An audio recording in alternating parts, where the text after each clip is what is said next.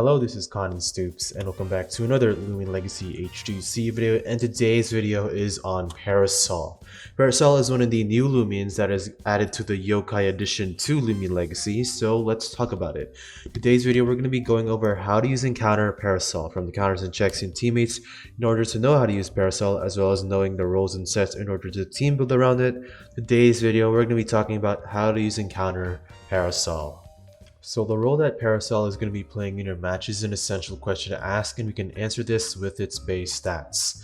First things you want to know about Parasol is that it has a pretty low speed and range defense stat, although these aren't actually pretty that bad, as your range defense is somewhat remedied by your HP stat, and the speed stat does outspeed most walls naturally. And of course, your energy is 80, just like some of the other yokai, and your HP stat of 91. This is pretty decent bulk compared with your melee defense stat of 92, so you are pretty melee bulky, and you are somewhat bulky on the range defense side, although it's not really too much, and your melee attack stat is of course your highest, being 113. This makes Parasol a pretty bulky Lumion on the melee defense side, and also can be a pretty good wall breaker if it needs be through bulk up and setup because of its melee attack stat of 113. Not to mention that it has an offensive coverage of water and dark as its stab type moves, which is the same as Cephalops. So, what's the role that Parasol is going to be playing in your matches? First off, you want to know that it's going to be a bulky melee attacking wall breaker. Whether you want it to be a fast or bulky, it's always going to be a melee attacking wall breaker because of its speed tier and matchups against certain walls. You are very prone to being revenge killed, however, specifically on the range side, so trying to pair Parasol up with Baffle or through other means of pivot and having teammates to revenge kill those fast sweepers is ultimately what you're gonna try and do. So with that out of the way, let's get right onto the set. So for the first set that I'll be recommending, it's going to be a bulky wall breaker set. The ability of choice is going to be Do or Die. This is basically your best move to deal as much damage as possible, and Hydro Vortex isn't really that great because while it is an immunity, it is really not the best because you already do resist water and people just won't click water moves on you. However, that can be used for some pretty good predicting, so that is also an option. And Pluvial sadly doesn't work because we don't have good heavy rainstorm setters. So once the game does receive heavy rainstorm setters, then Parasol will be considered in that rainstorm thing. As for your personality, Brawny Robust is so you can deal as much damage as possible while being bulky. This set is aimed to beat melee walls as much as possible and have defensive utility against other offensive Lumions such as not Chienta but Vesperatu mainly. And your personality that is going to be decreased is your range attack because we're not using that. Your moveset of choice is going to be your 2 stabs, Wavebreaker, and Slapdown. Once the Slapdown nerf does happen, you want to switch over to a better dark type move such as Gnarly Gash if it does receive it or already has it. And your secondary coverage is going to be Fadeaway or Harrow. Harrow is so you can try and poison your swap-ins potentially, or you can try and pivot out of them and then bring in a range attacker that can just break through your melee walls. Bulk Up is also going to be part of this moveset, so you can break through as much as possible. Your item of choice is going to be the Health Amulet to kind of offset the Do or Die, and then choice of Essence or the Shell. This will make it so if you cannot run Health Amulet, then use the Essence because you can boost your damage even further for one of your moves. And as for the TPs, 40 speed is to outspeed 200 brawny vigorous Colossotrops. Hope that they're not frail armor. And for your energy, this is to get 250 energy, very self-explanatory. And your HP of 168 is the leftovers, while you have 200 melee attack to max out your melee attack.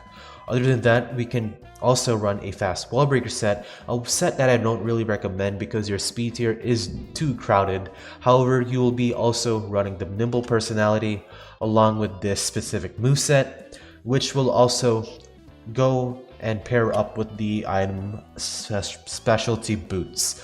Specialty boots with Nimble does let you outspeed a lot of wall breakers and some cleaners.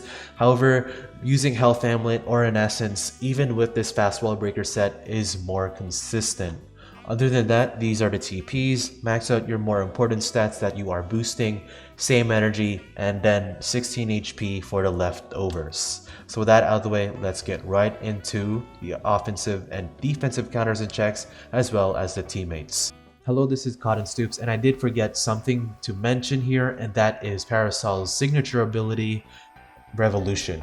Revolution doubles in power, which is a 140 base power move if you are getting hit before you use Revolution, so that is something to worth consider over running Slapdown.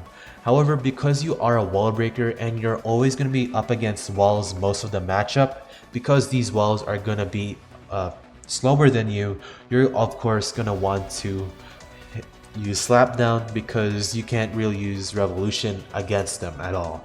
However, if you want to try and use Revolution over something like Fadeaway or Harrow, then I completely get it. So offensive and defensive counters and checks, these are the most simple part of the video. Personally, using Lumions that can just outspeed this and hit it on the range attack, on the range defense side super effectively, such as light types like Valkyrie and Jalusa, or electric types such as Zulong. These are all pretty good offensive checks to this, and they can't necessarily swap in, but they are pretty good Lumions to revenge kill it. Pretty much anything with a speed tier above 74 and a super effective move can just revenge kill Parasol. Other than that, defensive swap-ins to Parasol are Obsidian and Tundrelin.